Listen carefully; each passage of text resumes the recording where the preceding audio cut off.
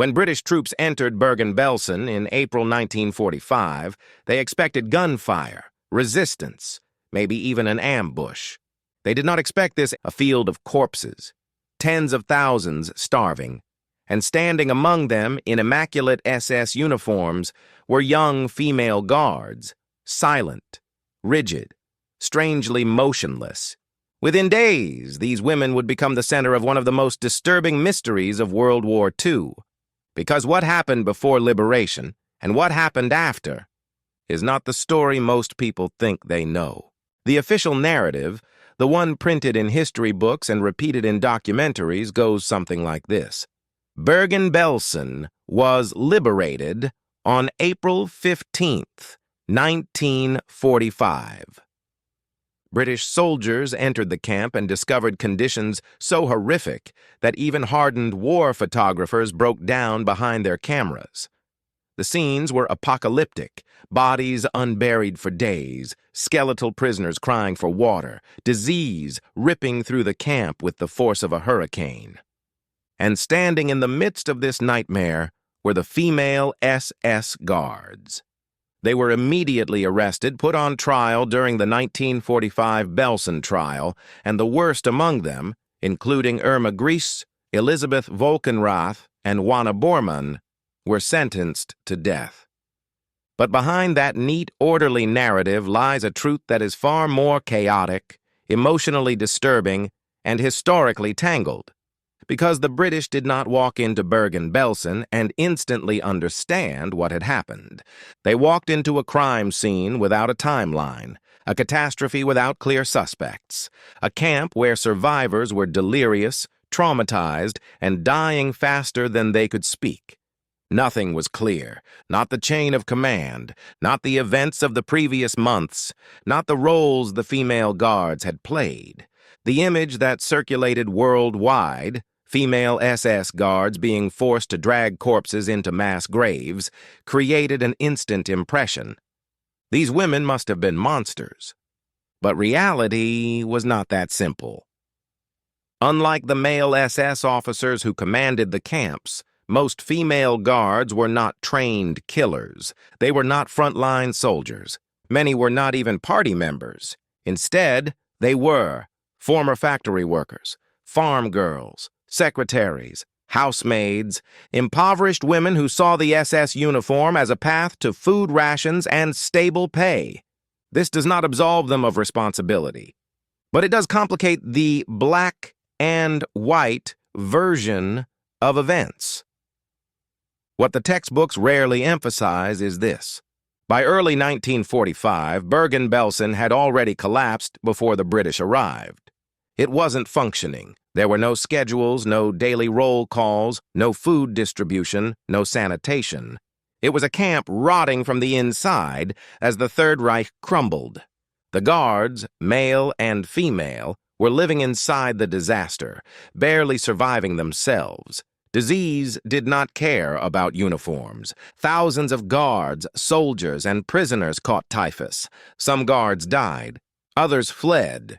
Many froze, confused, terrified, and untrained, as chaos consumed the camp. This reality is almost never discussed because it disrupts the simplistic image of perfect victims versus perfect villains. When British cameras rolled, they captured a single moment in time. Female SS guards dragging corpses under armed supervision.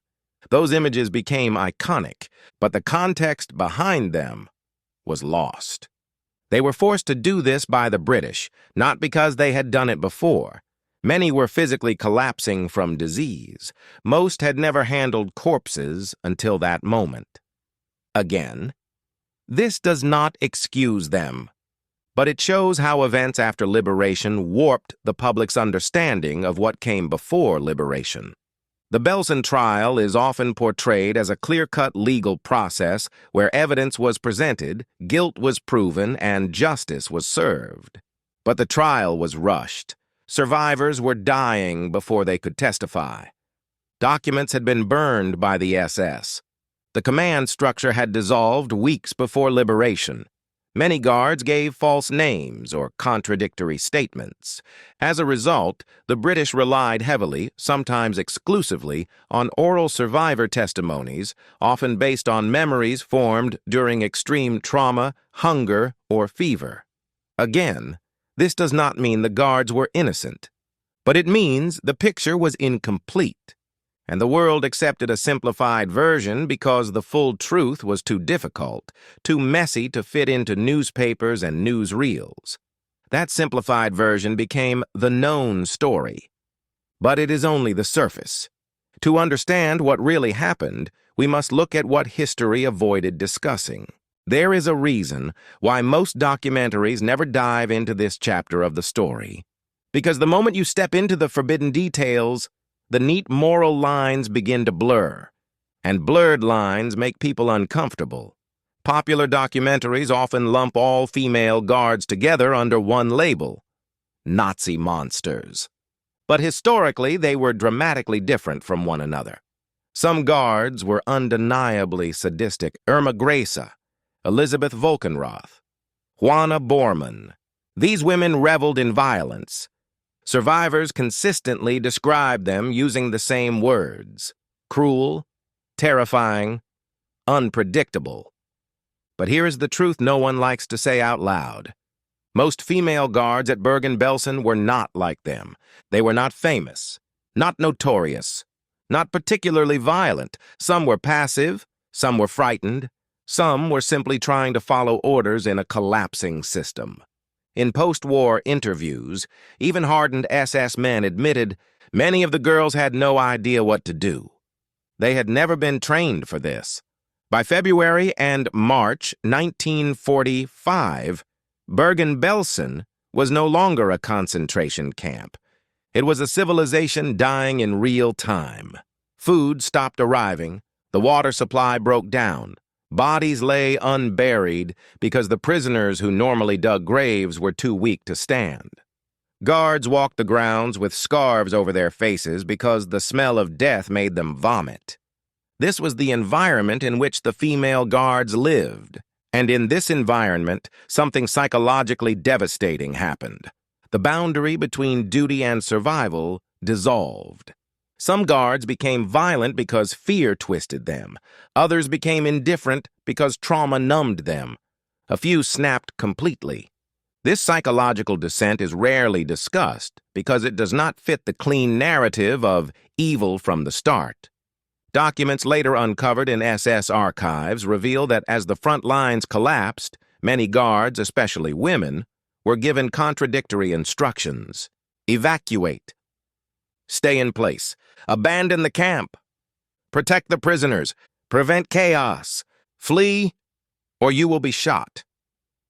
These mixed orders created confusion bordering on madness. Some guards ran, some stayed, some froze, unable to decide which order was correct.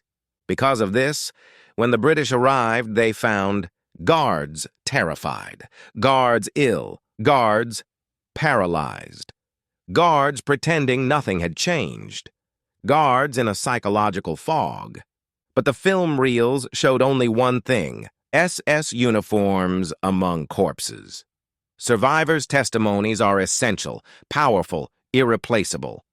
Without them, history would have no voice. But survivors were human. They suffered unimaginable trauma. They witnessed events through fever, starvation, shock, and grief. In the Belsen trial, British investigators recorded several issues. Some survivors misidentified guards. Some described events that happened in Auschwitz, not Belsen. Some repeated rumors they believed were memories. Some testimony contradicted other testimony. A few prisoners falsely accused guards due to personal resentment or mistaken identity. None of this means survivors lied. None of this excuses violence. What it means is, humans trying to recall trauma in a collapsed environment makes perfect accuracy impossible. But these forbidden details are rarely acknowledged because they raise uncomfortable questions. Questions that most historians avoid, yet these questions are crucial if we want to understand what really happened. One of the most iconic images after liberation is this: female SS guards dragging dead bodies to mass graves. The world saw that and believed the guards had been doing it before liberation. In reality, British command made that decision for 3 reasons. The prisoners were too weak. The British didn't want their troops exposed to typhus. They wanted the world to see the SS handling the consequences of their crimes. This had a psychological impact. It created a powerful visual association linking female guards to the mountain of corpses, an association that would shape public memory forever. But this image blurred truth and symbolism. Symbolism is emotional. Truth is complicated. And the complicated truth is exactly what the next part uncover. Historians have begun re-examining the events of Bergen-Belsen using archives that were not accessible during the original trials: SS employment records, internal memos, transfer logs, Red Cross documents, eyewitness accounts from British personnel, diaries from nearby civilians, and post-war testimonies from the guards themselves. What emerges from these sources is a picture far more tangled and disturbing than the clean version portrayed in documentaries. Records show that a significant number of female guards at Belsen had been transferred from Auschwitz only 2 to 6 weeks before the British arrived, meaning they did not establish power systems. They did not run the camp. They inherited a catastrophe that was already out of control. This does not mean they were innocent, but it means the public belief that these women ran Belsen for years is historically false. Documents show the chain of command at Belsen effectively collapsed in February 1945, 2 months before liberation. The female guards were left with no clear orders, no functioning authority, no access to resources, no leadership hierarchy. This transformed the camp into something closer to a disaster zone than a regime of organized brutality. In their reports, British doctors noted that many guards were as infected with typhus as the prisoners. Some guards could barely stand during arrest. Others were delirious. One guard died days later. This contradicts the common myth that the guards lived comfortably while prisoners starved. The collapse swallowed everyone. British interrogators recorded something they found surprising. Some survivors defended certain female guards. A few prisoners insisted, "She helped us. She gave us extra bread. She let us hide. She wasn't cruel. She was terrified." This minority perspective was overshadowed by the far more numerous accounts of abuse. But it reveals a truth often ignored. Not all guards behaved the same. British war correspondent Robert Key wrote, "The uniform created instant hatred. It did not matter who the woman was underneath. This psychological effect shaped public anger and historical memory. The British needed closure, accountability, a moral narrative after the shock of liberation. They needed to tell the world, justice has been done." This urgency meant the trial moved quickly, too quickly for a full forensic reconstruction. The result? Some guards were likely punished too harshly. Some guards may have been punished too lightly. A few guards may have been wrongly grouped with sadists.